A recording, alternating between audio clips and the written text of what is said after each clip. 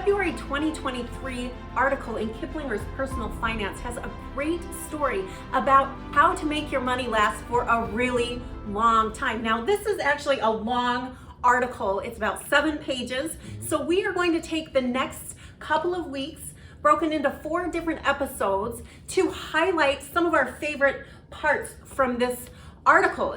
So be sure to subscribe to our channel so you get updated when we send out the remaining 3 videos in this series.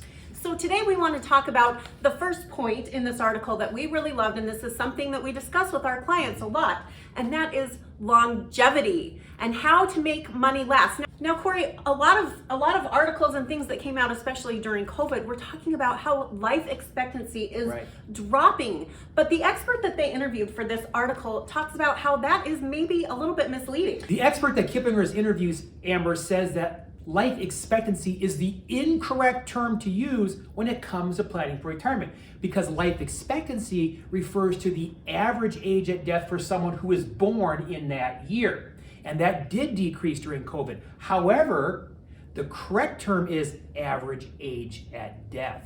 And that's a completely different story for someone who's in their 60s planning for retirement. So I'm going to put this chart on the board, Amber, that points out how long are you likely to live. And you can see here that a 65-year-old man has a life expectancy, or average age at death, if you will, a 50% chance that a 65-year-old man will live to age 87.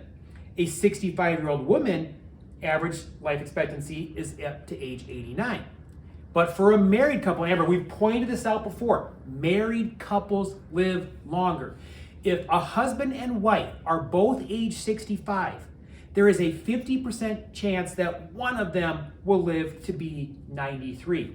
Amber, the article points out that in America today, there are 97,000 Americans age 100 or over. So when we're talking about planning for retirement, most people need to plan on probably 30 plus years in retirement if they're going to retire sometime in their 60s. Now, nobody knows for sure how long their retirement will last or how long they will live, but there are some good calculators out there that can give you a general idea. And actually, Corey did one just this week. I did.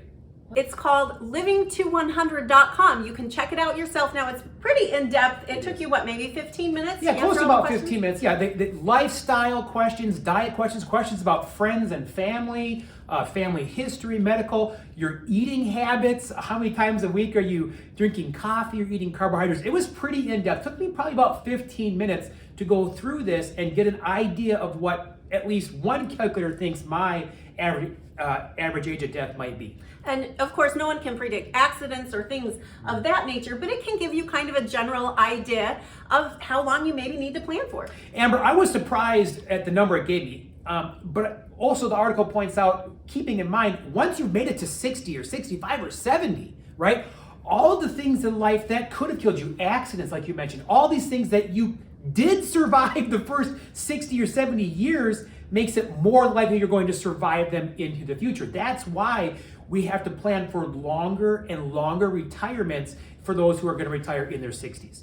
So basically, the article points out that longevity is the biggest single risk for retirees. And so over the next 3 episodes, we are going to discuss what you can do in your retirement planning to make sure you've accounted for this. Right, Amber, the longer someone lives, the more likely they are to experience market corrections or high inflation or higher tax rates or needing long-term care. Longer they have to pay out for medical. So longevity truly is a risk multiplier to all of the other things we're planning for in retirement. So that really is the first thing we have to plan for in retirement planning. So make sure you are subscribed to our channel so that you don't miss the next 3 episodes when we explore what we can do to mitigate the risk of longevity.